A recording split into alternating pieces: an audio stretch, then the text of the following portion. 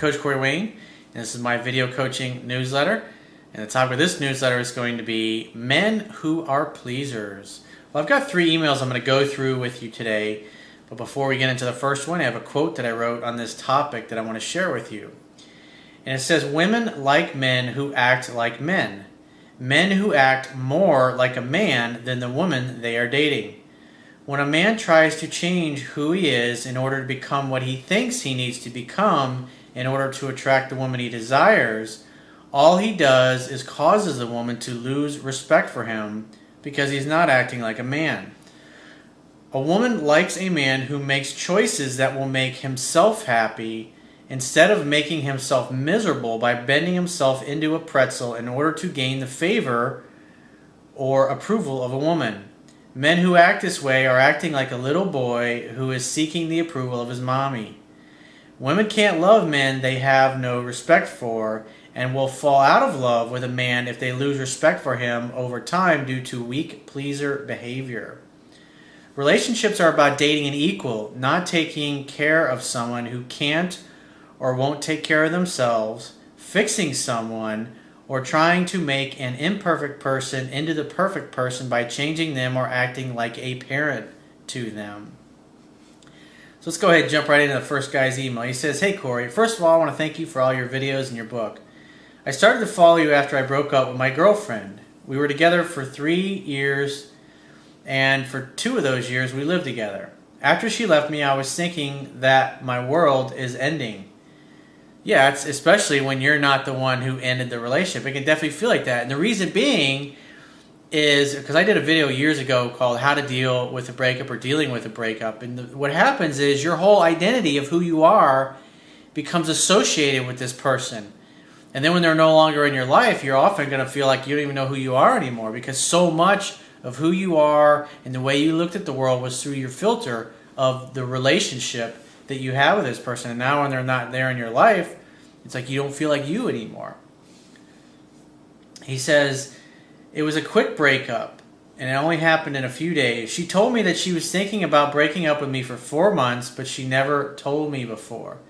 Yeah, because women will often wait for the guy to end the relationship when they can tell it's not going where they think it should, but most guys are just clueless and they don't see it coming. He says, "She told me that she had lost her feelings for me." In other words, she fell out of love with you slowly over time. He says, "After 1.5 months, we decided to work on being together again. But I was a pleaser and needy, so all of this made things worse. I contact her too much." That's never good. Because that's insecure, approval type of seeking behavior. And what's driving you to do that is the belief that you're not worthy and you don't deserve to have her. And if you don't do something, that eventually she's just not going to want to be with you anymore. And that's the problem. You're doing too much. It's like everything you're doing and everything you're saying just communicates, "I'm not worthy and I don't deserve you." And like I said in the quote, relationships are about 2 people sharing their completeness. They're there to help each other grow and become more. It's not about them taking care of you or you seeking their approval in order to make yourself feel validated and whole and complete. And that's why I say over and over in my videos how you have to get to a place where if you're single right now that you love hanging out by yourself and watching TV or doing your hobbies or going to the gym or hanging out with your buddies or just sit in a room by yourself and be cool with that and be comfortable and have a great time. Find a way. When you think about it, you ever watch little kids, like you give them a cardboard box and they play with the fucking thing all day long and they think it's awesome. That is because children are in a pure place of just enjoying and experiencing life. But as we age and we become adults, we take on all these beliefs and adopt these rules and a model of the world that basically says who we are. And if you feel like you need another person to make you happy, and then you get someone in your life, if you were unhappy before you met them, what's going to happen over time is that once the infatuation wears off, once the honeymoon period is gone, then you realize you're still the same unhappy person that you were before. And you got to do something that you really love for a living. You got to, as a man, you got to have a purpose. You got to have a mission in life. You got to have something that is emotionally compelling. On a scale of 1 to 10, I do a lot of work with guys that come to me because they're having relationship problems. And when I started asking about their career, or their business, or their mission or purpose in life, what happens is I asked them, I was like, well, on a scale of 1 to 10, how emotionally compelling is what you're doing right now? It's like a 4 or a 5. Most of your time is going to be spent at work. And if you're not doing something you really enjoy and you really love, you're not going to be good at it. I was just watching an interview the other day with Coach Bill Belichick, who is the head football coach for the New England Patriots. Over the last 12 years, 7 of the last 12 years, he has led that team to the AFC Championship. Meaning if they win that game, they go to the Super Bowl. He's won 3 Super Bowls in that period of time, and he's been to 2 others that they lost. And prior to that, when he was with the New York Giants as a defensive coordinator under Hall of Fame coach Bill Parcells, he won 2 Super Bowl rings with the Giants. So he has 5 Super Bowl rings. And what was amazing about this interview, this was on just this past weekend, is Coach Bill Cowher, who also won a Super Bowl when he was the coach of the Pittsburgh Steelers, sat down with him and basically said that I think you're the greatest coach that's ever coached the game, and you're like the coach of our time. And he says, what is the difference? What makes you such a great coach? What separates average coaches from coaches that enjoy the level of success that you had? And without even batting an eyelash, this is the first thing that came out of his mouth. He said, you have to do what you love, or you have to love what you're doing. Because if you love what you're doing, everything else will fall into place. Because if you're doing something that's emotionally compelling on a scale of 1 to 10, I mean, his father was a coach. His father, when he was growing up, was the coach of the Naval Academy. And his father was a very well-known, successful coach, and so it was in his blood. And the funny thing is, he's like, I can't imagine doing anything else other than what I've done. If I wasn't involved in football, I don't know what I'd do with myself. Nothing was more exciting, because he grew up watching his father coaching, and he obviously developed a love and developed a passion for it, because his father had a passion for it, was a very good football coach.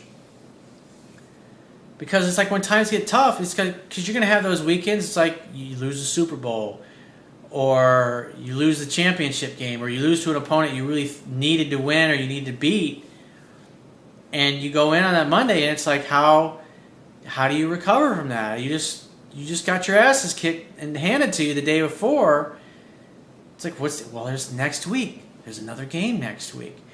What can we do better? How can we adjust? How can we become a better coach? How can we be more valuable to our players? How can we get our players to play at the level that we need them to play at? And so if you're not doing something, if you don't wake up and go, I really love what I'm doing. Like I had a client I was talking to last week. He's been doing the same thing for almost 20 years now. I was like, on a scale of 1 to 10, how emotionally compelling is what you're doing for a living? He says, that's about a 5. And he told me about another part-time career that he was going to start on the side to make some extra money. I was like, well, how emotionally compelling is that? 4 or 5. It's like his identity, his mindset, his belief system, his expectations are that, I need to make more money, so let me go out and get another shitty job. And as I started talking to him, one of the things I found out he was really passionate about, that he just loves more than anything, is working out and taking care of his body. He's religious about it, and he's been that way for many decades. And when we boiled it down to what really drives him, what his driving force is, what causes him to do what he does, is he says, I love helping people. And so I said, what about becoming a personal trainer? What about working in a gym? Because he's like, he helps people when he sees them in the gym anyways, and teaches them, because he can obviously tell when people come in there and they don't know what they're doing, or they're just learning to work out. And he's happy to help them. He just does it for free because he loves it. He has a passion for it. He talks about nutrition, diet, all those things. So he's already helping people for free because he has a passion for it. I said, what about, instead of doing these, looking at another shitty part-time job, it's a 4 or 5 on a scale of 1 to 10, what about being a personal trainer, going to work at a really nice gym? How emotionally compelling is that to you? He says, that's like a 9 or a 10. But it's like the way he thought about things, like, I could never do that. They would never hire me to do something like that, because the job he's at now, he's like, this is what I've done for 20 years. And so he doesn't believe that he was good enough to do it, and therefore his expectations were really low. And since his expectations were really, really low, he wouldn't even consider doing something that he really has a passion for because it's just not in the cards for him. So like when I talk to people and I work with them and I ask them questions and I pull that out of him, because he's obviously struggling in his relationships, I said, well, his girlfriend broke up with him. He was just really upset about that. And the problem was they were together for a long period of time, but he just was not happy. He was not happy with himself, and because he was coming home every night unhappy, he was taking that out, his unhappiness, projecting his unhappiness, if you will, onto his girlfriend.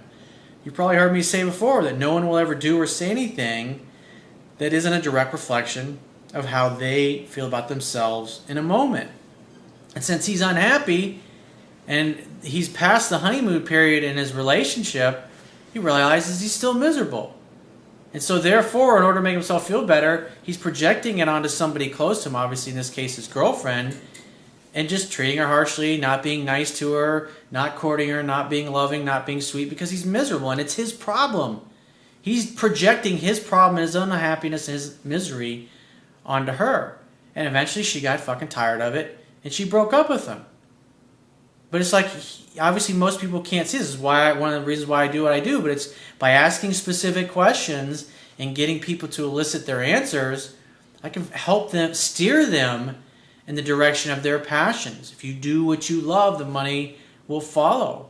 That's why any business that I've ever had that's been successful, I always chose something that was really exciting to me, that's something that really felt right inside, something that gave me enthusiasm, the kind of thing that you can't come up with anything that's more emotionally compelling than what you're doing. Because if you really want to be good at something, you have to do something you really love. Otherwise, you're just doing enough to not get fired. And it's like, this guy was getting up every day and going to his job, fucking hating his life. I was like, I gotta get up again. It's like, the average person is just trying to get through the week. They're miserable. They're unhappy. It's like, if I could just get this Friday. This weekend. And then they kind of enjoy the weekend, but in the back of their mind, they're still facing the fact that on Monday, they got to go back to that shitty job that they hate. It's pretty hard to go out and have a good time with your buddies when you're thinking like, I got to go back to that shitty job on Monday. And you struggle. It's just, life is meant to be enjoyed. But you can't enjoy your life and you can't have good quality relationships if the majority of your time is spent earning a living or working in a business you can't fucking stand. Definitely something to think about. And if you'd like to get my help with some career advice or help you figure out what your purpose or your mission is, I do a lot of that. Go to my website, click the products tab at the top of your screen, and book a paid phone coaching session or a Skype session. So let's get back to this guy's email. He says, I know that I made a lot of mistakes I was pursuing, and after a week or two, she told me that she wanted to just be friends, and I told her that is okay, but I wanted more.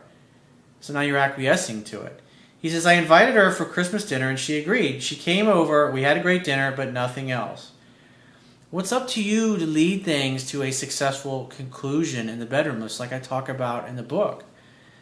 But the problem is that because you're in this fearful state, you're in a pleaser type of state, it's like you're waiting around on her to be the leader. It's like you're waiting for permission to go for what you want. The key is, as a man, you have to state your purpose. You have to state your interests. You have to state what you want. If a woman that you like and you were either involved with or you were dating and it kind of went sideways and she gives you the let's just be friends speech, you got to say, that doesn't work for me. You're amazing and you're awesome and I want to have something romantic. Doesn't mean we have to be in a relationship, but I just want to continue dating. But if you're telling me no physical contact, strictly platonic, it's like, I'm not interested in that. That's just going to be frustrating for me, and that's going to get in the way of what I really want to have with somebody special. And so if you're saying that's just not on, that's not in the cards, that's not on the table, and it's like, thanks but no thanks. I'd love to, but hey, give me a call if you change your mind, because I'm not interested in being friends. And you have to do that, because if you go along with the friendship, that's pleaser mentality. In other words, deep down, you really want her in every way. You want to get back together. But saying that you're okay with being friends, that's prostituting your feelings. You're always going to make yourself miserable when you do that. He says, after that night, I decided to let her go. I was aware of my behavior, and after I read your book and watched your videos. She didn't contact me, and I didn't contact her. Yesterday, she contacted me because we are going on a ski weekend together, which is going to involve work and skiing. And we made this decision a few months back. She came to my home, which was where we used to live together, for coffee and to get her ski equipment. It was very emotional, and she was crying because she remembers all the things that were good between us. I hugged her and I told her that I didn't call her because I love her too much just to be a friend, and then I must move on, and if we're going to be just friends, it's just almost impossible. It's like, that's why you gotta be very clear in that. You say, baby, I love you. It's like, we don't have to get back together, but I'm not gonna hang out with you and just sit there and not be able to touch you. It's like, you're gorgeous. Like, how is a guy supposed to resist that? And we just hang out and have some fun together and see where it goes, but I'm not interested in hanging out with you if it's strictly in a platonic sense. She told me that she still loves me and that she knows both of us have made mistakes in our past. When I asked her, what do you want from our relationship? Bad question. Hang out, have fun, hook up. So you guys are getting together and you're hanging out and it's a bunch of drama. You're crying. Think about, remember, women are emotional beings. So what is she feeling when she's with you? Shitty, upset, unhappy emotions instead of laughing her ass off and having a good time. Because if she's laughing her ass off and having a good time with you, she's going to be feeling good, positive emotions, and she's going to associate those with you. It's hang out, have fun, hook up. Not hang out, have a bunch of drama, and then get back together. It doesn't work that way. It's just like the Cyndi Lauper song from the 80s. Girls just want to have fun, and this, you're not having fun with her. It's like you're trying to kind of be the therapist and get her to cry and all those things, and it's just, it's not appropriate when you're trying to get a girl back. He says, I know from our past that she has a very strong fear of unknown, meaning like, what if it doesn't work out again? And so when she says something like that, it's like, you know what? So what if it doesn't work out again? We always have a great time together. Let's just focus on that. Let's just focus on one day at a time, just like all great coaches do, professional coaches. They get their players to focus on each play. A lot of coaches will say next play or one game at a time, like Marty Schottenheimer used to say. Because, in other words, the reason coaches do that is they get their players to focus strictly on the present moment. Because you can't win a game if you're still pissed off and butthurt about the bad play you just made 3 or 4 plays ago, or fearful that you may not win the game. You have to focus right now on what you have to do to show up as your absolute best. And what you're doing right now is you're not showing up as your absolute best. You're showing up in a fearful place that, hey, it's not going to work out. What can I do to avoid this? Instead of the fundamentals I talk about all the time. Hanging out, having fun, hooking up, laughing your asses off together. Because if you're laughing and having a good time together, she's feeling good feelings, she'll forget about all the shit and all the drama. But all you're doing here is you're playing right back into that and making her feel shitty every time she gets around you. All that reconfirms to her is every time she gets around you, it's a shitty, unpleasant, unfun experience. Think about it. It's really common sense when you think about it from that perspective. But you got to get back to, you always have to be that guy. You've got to have a good time with, think about it. You ever get together with your best friends and have a shitty time together? You're going to say, look, dude, don't be such a drama queen. Grab a fucking beer and shut the fuck up. And they start telling jokes and making each other laugh and fucking with each other until they get them out of that. Because nobody wants to be around somebody that's a drag to be around, and you're being a drag to be around at this particular place. He says, I'm writing you because we're going to be together for a whole weekend and we'll share a hotel room. Awesome, you got an opportunity. You're hanging out. You're going to be hanging out regardless. Have fun. Having fun, that is your choice. You either choose to have a good time or you choose to talk about all the things that went shitty in your relationship. And even when she brings those things up, say, babe, we're here, we're at a ski resort. Let's have a good time together. And you know what? Have I told you what a sexy snow bunny you are when you have that tight ski outfit on? Just makes your body look amazing. You look so fucking sexy. Why don't you come over here and kiss me? I miss your lips. Oh, we've already done it. I was like, oh, it's okay. Let's just have fun for the weekend. Let's not worry about it. You got to get her into the present moment. And you got to get her to the place where she's having fun and laughing and smiling with you. Because then she forgets about everything else and she goes with what she feels inside, which is obviously feeling like she's having some fun. He said, both of us are scared of a future weekend because of emotions we have for each other. Can you please help me? That is an unresourceful state. You're not going to get what you want being scared like that. If you want to get what you want, which is hanging out, having fun, and hooking up, you need to have the mindset that no matter what happens, we're going to go and we're going to have a kick-ass time. I'm going to make her laugh. Because you know how to make her laugh, because she wouldn't have lived with you and moved in with you for 2 years out of your 3-year relationship. You need to get back to doing that. That fun, playful guy that she fell in love with 3 years ago. And you need to consistently be that guy. And not get all caught up in this bullshit fucking unpleasant emotional drama. So let's move on to the second email. This guy says, "Hey coach, I need your help on getting my girl back." He says, "I was recently dumped by my girlfriend that I dated for 6 months. I went against all the advice that you give, not deliberately, but I'm inexperienced with relationships and didn't know about your work yet. I gave and she took and took. I never played hard to get, and I know that I went about the situation all wrong. So you're probably just too nice. When she tested you to see what you're made of, you always just caved to whatever her demands were. And the key is, like what I talk about, the whole purpose of this video is about pleaser mentality. When a woman knows, because women are very intuitive, they can feel what you're feeling just by looking at you and seeing your facial expressions. And when they say one thing that they want to do, and they can tell, and you just agree to go along with it, even though they can look at you and tell that that's not what you really want to do, that's pleaser mentality.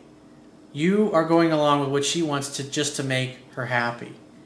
And she doesn't like, women don't like that, because now you're not being a man. You're being a follower instead of the leader. You're saying things in hopes that you get her approval. In other words, you get sex, you get kisses, you get love, you get compliments, whatever it is that you want from her, companionship. He says, she wasn't the best girlfriend. She ignored most of my texts and phone calls. Well, you're over pursuing. You keep doing that. It's like when you call a woman, or a woman says, "Hey, I'll call you later," she might not call you back till the next day. Why? Just to see how you're going to react. To see if you're going to act needy and blow her phone up by calling her and texting her incessantly. You just got to be patient. Because the bottom line is, if she really wants to, she will get back to you. And besides, the only way you can have an effortless relationship is with somebody that says what they mean, and they mean what they say. So if she says, "I'll call you later," and 3 or 4 days go by, women do that sometimes. You've passed the test. It's always better if a woman is chasing and pursuing you. If she's chasing you and she's pursuing you, she's not dumping you or blowing you off. But when you chase this way, you're acting like a woman. You're not acting masculine. And this is even though, because attraction's not a choice. Women can't help but be sexually attracted to you. They either like you or you don't. It's just like you. If you're a guy, you see a woman, you know she's hot, you know you want her. You don't have to think about it. You go, "Oh, okay." It's like, wow, she does it for me. It's just the way it is. And women are the same way. But when you act like this, you literally talk her out of liking you, because you're not acting like a man is supposed to act. You're not acting masculine. You're acting like a pleaser. Like you're just trying to be extra super nice. You know, families where the father wasn't present, or he was just let the wife or the woman raise the kids, they don't get enough of that. Especially boys, they don't get enough of that masculine influence in order, and they just end up being super pleaser type of men. They can just get jerked around. When a woman tests them to see what they're made of, they never stand up for themselves. When she says, "How about we watch this movie?" and he's like, "I already saw that, but I'm not really crazy about that," and she could see it in his face. He's like, "Okay, honey, whatever you want to do." It fucking pisses her off because you're acting weak. She can't trust your masculine core when you're doing that. He says, after 4 months of dating, at homecoming, I tried to kiss her. He says, I know it's late to make a move. It's like, so you waited 4 whole months to kiss this girl, but she was your girlfriend? That's bizarre, dude. That's definitely immature. And you're obviously young and inexperienced. I used to do stupid shit like this when I was your age. But she wanted to take it slow, plus she went away for the summer for 2 months, so I didn't see her then. Yeah, you weren't really in a relationship, dude. You were just kind of friends that hung out together. She shut me down and told me it was nothing personal, but she wasn't comfortable with it yet. This was her first relationship. I tried again at 5.5 months while we were slow dancing at a semi-formal dance. She shut me down. Gave me the same excuse. Yeah, you are totally firmly rooted in friend zone, bro. He says, I'm tall, I play guitar, and I'm a 3-sport varsity athlete, and I'm very fit and handsome. That's why you need to say, hey, you're a great girl, but this is really more like a friendship than anything. You know, I want to date other people. Keep my options open. That'll fucking change your attitude. If she has any kind of interest in you or attraction for you, that'll change your attitude, or she'll just let you go. But you're not getting what you want here because you friend zone yourself by all of the weak, needy behavior. He says, I don't have good social skills though, and this is the only girl I'm comfortable around and can be myself with. I know this all makes me look pathetic. You got to practice at it. Repetition's the mother of skill. You play all these sports that you play at and you're very good at it. Why do you practice every day? Why do you go to football practice? Why do you go to baseball practice? Why do you go to soccer practice? To get better, to learn the fundamentals, and to practice the fundamentals. Repetition's the mother of skill. If you're a quarterback and you throw the football, each time you throw the football, the idea is to try to get a little bit better, be a little bit more accurate, get your timing a little bit better. If you're a receiver and you catch the ball, you work on your hand-eye coordination. The more balls you catch over time, the better you're going to become at it. And same thing with dating, and same thing as with improving your social skills, talking to people, asking questions. I did a video a while back called Improving Your Social Skills. Go apply it. It'll work for you. He says, you probably think I should move on to another girl and follow the 3 H's, but I'm not into that. Okay, well then you just want a friendship. That's okay. Then just be friends with girls. If you're not into them physically, then just be friends with girls and stop trying to be in a relationship and not have anything romantic going on. That's what an adult relationship is all about, dude. It's time to grow up and be a man. Put your big boy pants on. He says, I'd rather cuddle than hook up. Sorry if this sounds insane to you. I have many other girls at school that I could easily get with if I wanted to, but I don't. I just want this girl back. Well, you never really had her to begin with. You were really just friends. There was nothing physical going on. There wasn't even any kissing going on. You were friends and you had a label that was really a bogus label because there was nothing going on. Towards the end of our relationship, I told her I was sick of her never being able to hang out or talk on the phone and not giving me affection. Yeah, she was avoiding you and you just were in total denial about the situation. She broke up with me 2 days before Christmas break. She claimed I did nothing wrong. Lie. She's not being honest with you. She's trying not to hurt your feelings. He says, and that she just didn't want a relationship commitment. It's like she's telling you the truth, but she's not being truthful in the answers. Because really, if she told you what it really was and what you were really doing wrong, it would really hurt your feelings. And that's why I don't have a problem saying like it is. You were acting like a woman, dude. You were acting like the gay male girlfriend. Totally. He says, I, being pathetic, went in the next day and gave her my extremely thoughtful, elaborate Christmas present anyway because I wanted her to know that there weren't hard feelings and I still cared for her. I didn't get her the gift because I was her boyfriend and felt obligated to. I got it because I truly care about her happiness. Basically, it's better to give than receive. He says, basically, she is now very annoyed with me, avoids me, and feels awkward around me, so I need to know how to get her back as a friend, but eventually a boyfriend. Absolutely fucking not. You will not get anywhere with that kind of mindset. You don't want to be her friend. You don't call her, you don't text her, you stop chasing her. You just go on with your life and start dating other women. I know you don't want to, but it's the only way you're going to have a shot with her. Because this behavior is getting you nowhere. She is, and he puts in big bold letters, she is worth all the waiting and complications. Abso-fucking-lutely. Dude, you don't know what you don't know yet. You have no life experience in this area. It's time to move on. You friend zoned yourself. You acted like a friend the whole time, and it sounds like you guys never even spent time together. Sounds like you went out a few times, and then she really never wanted to see you after that, but you still believed that you were in a relationship and probably were telling everybody that you were in a relationship when you weren't even seeing each other, hanging out. There was no kissing, nothing going on. A crucial detail you should know is that she's foreign and her parents are strictly against dating and won't let her hang out with me alone. So time after school is all I have become, her friend, until she actually wants me to hang out with her again. Please help. Again, she friend-zoned you, and no amount of you chasing her is going to make her want to be with you. You got to let her come to you. If she reaches out, assume she wants to see you and make a date. Hang out, have fun, and hook up. Do the best you can. And I mean, that's all you can do at this point. You really need to move on because there was nothing there to begin with. So it's like, you're like, oh, I want to get her back. It's like, dude, you were never really with her. You were just friends with her. And yeah, you hung out from time to time. But that's it. That's not an adult relationship. You have a fantasy here. It's an illusion. So let's move on to the third and final email. This guy says, hey Corey, I've been recently watching some of your videos and I've been trying to follow some of these practices as I see them working for other friends of mine. I teach what works. I don't teach theory. Anything I talk about, whether it's health, dating, relationships, pickup, business advice, career advice, figuring your purpose out, these are all things that I use personally and I've been using for many decades. And I was teaching this stuff to friends and people that worked for me, employees that worked for me for many, many years before I started teaching this stuff professionally. So I know this shit works. I can set my fucking watch to it. So I know what the hell I'm talking about. That's why I always say, if you just apply the things I teach, you'll see that it works for you. And that's what you're seeing. You got your buddies using it, and you're like, man, I'm getting great results with this. It's like, duh.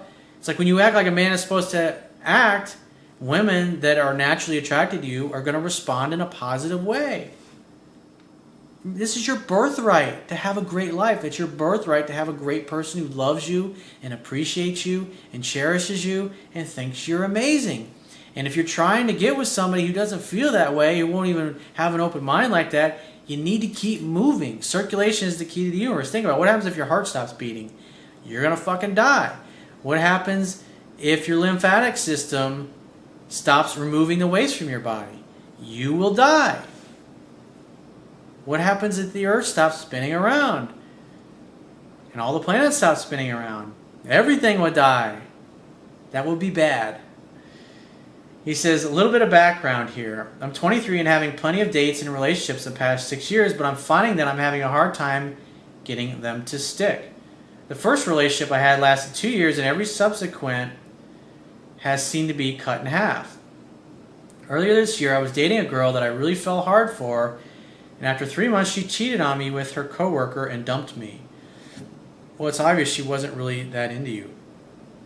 So at some point, she was really into you in the beginning, and somewhere in your game, it's going sideways.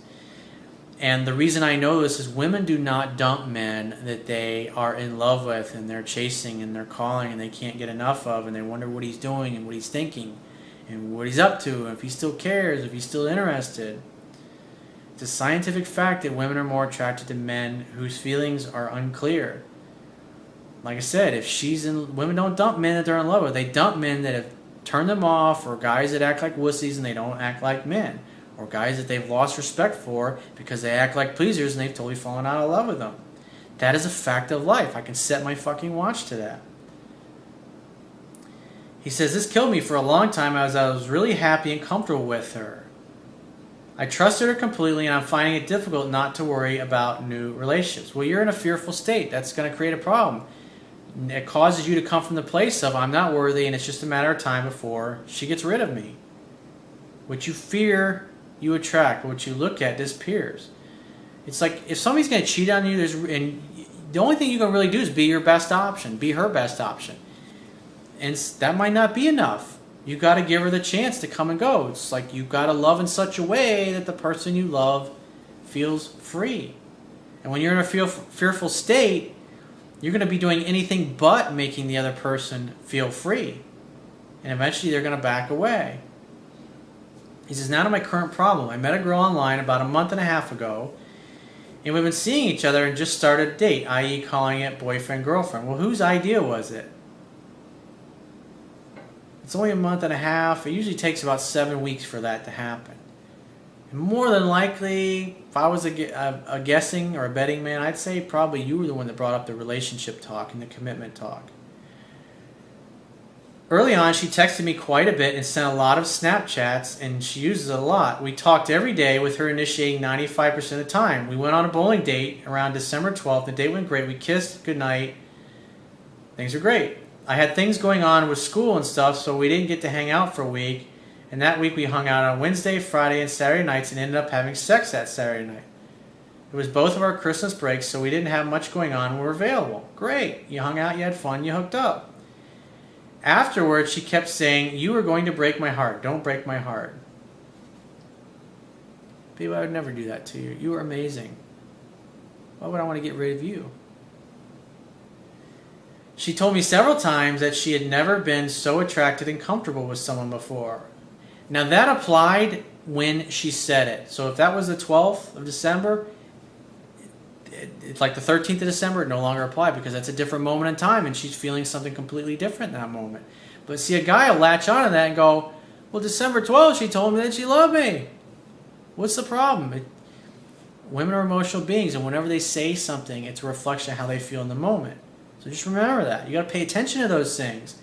So you guys see red flags come up, and she stops saying, I love you, and they go, oh, well, she told me on the 12th of December, and here it is 3 months later, and I never can seem to get her to come out with me. But she told me back in December 12th she really loved me, and we were having sex then, so it must still apply today. But they ignore the fact that she's not calling and texting him like she once was. She's no longer pursuing them like she was.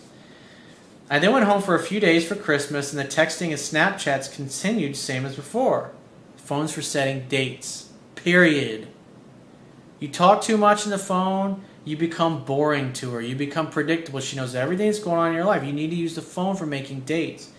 The more you talk on these apps, the quicker you're going to talk her out of liking you.